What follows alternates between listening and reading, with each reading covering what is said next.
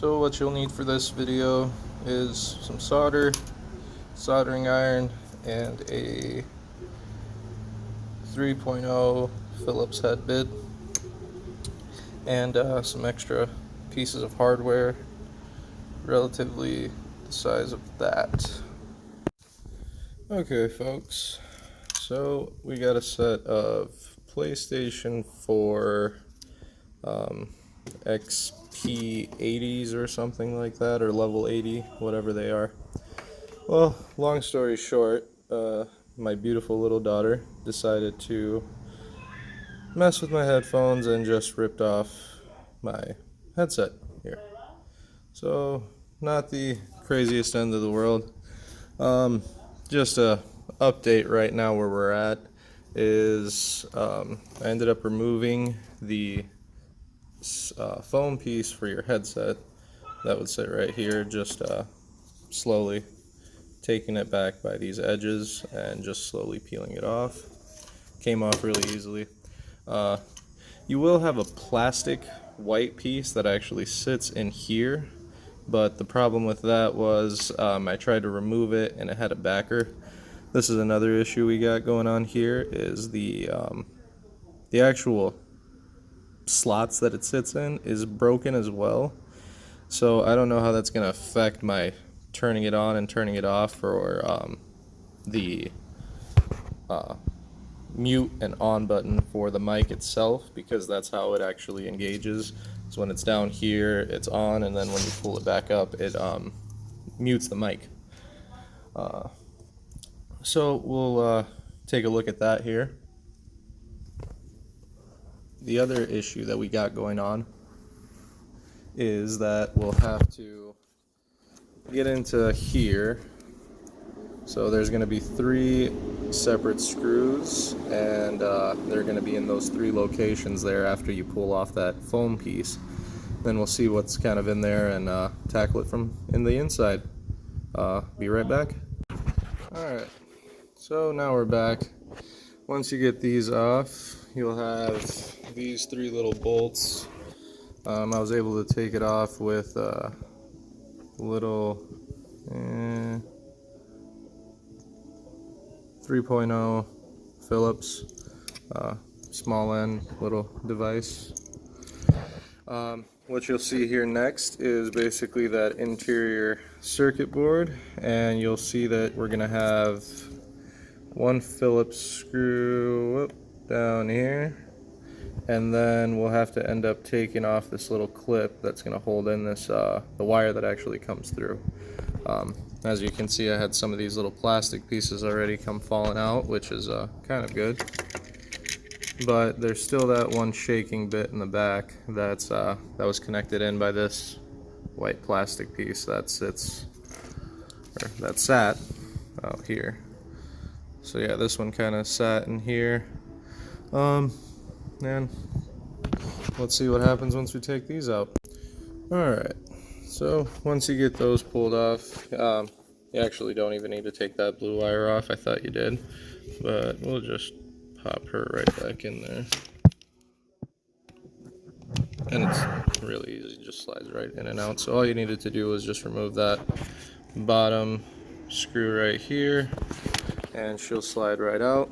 So as you can tell, these are our solder points that we're going to do. And then you have right here, it's going to be hard to kind of see.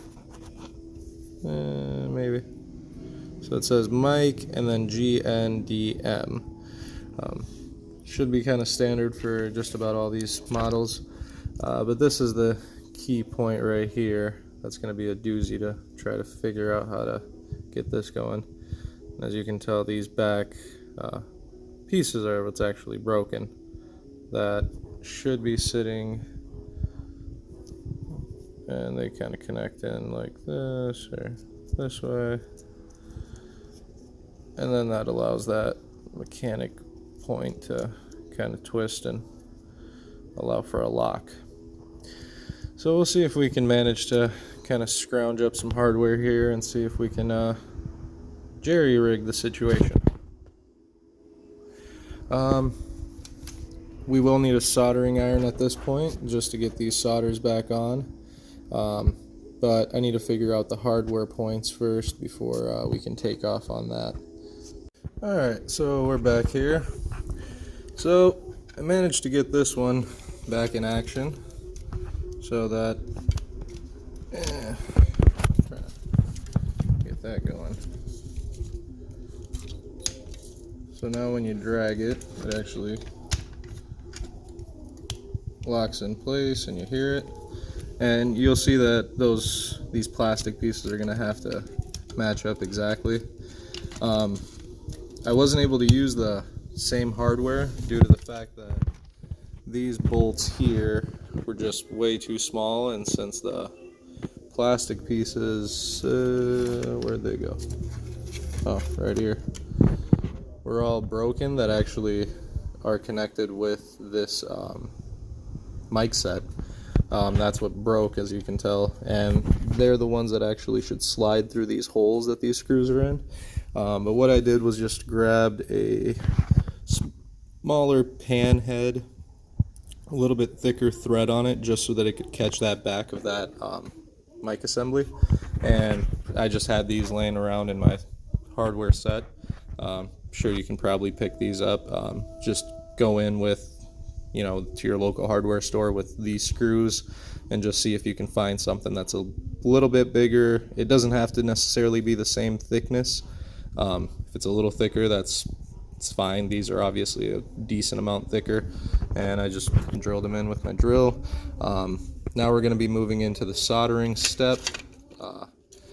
First, we're going to have to clean this little board off just to get that excess solder off, and then we'll be soldering on the two cables that are connected with the mic. So hopefully everything should be smooth and working as before.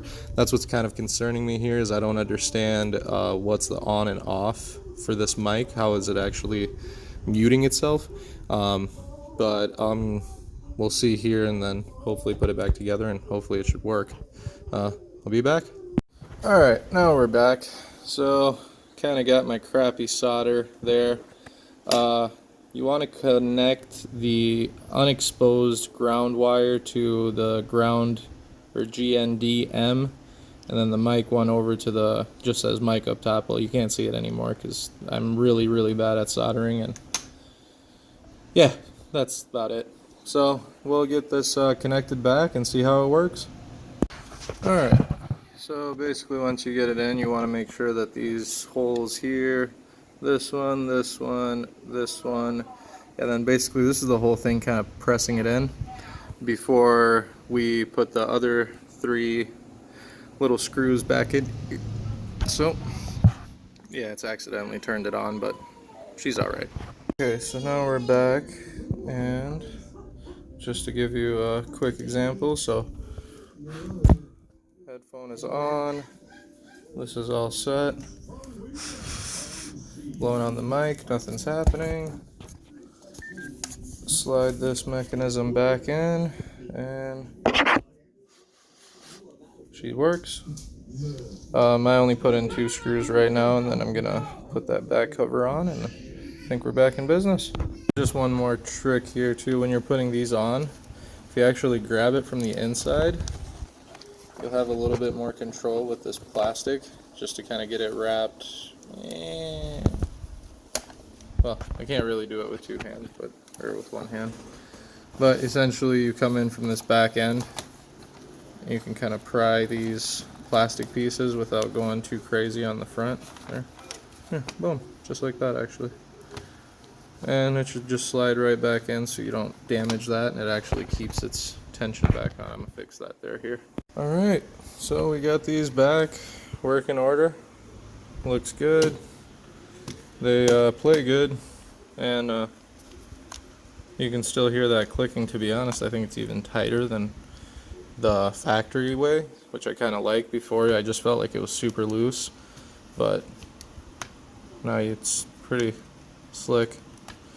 And like I said, it was just those 2 screws instead of this one. I used these.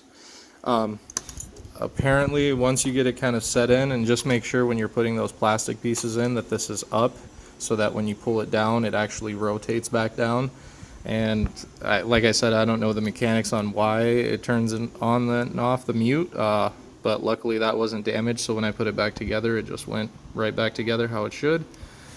Hope this video helped. I'll be putting out more content regarding just general repairs, things like that. By no means am I a professional, but we got these done and that didn't cost me anything, so there you go.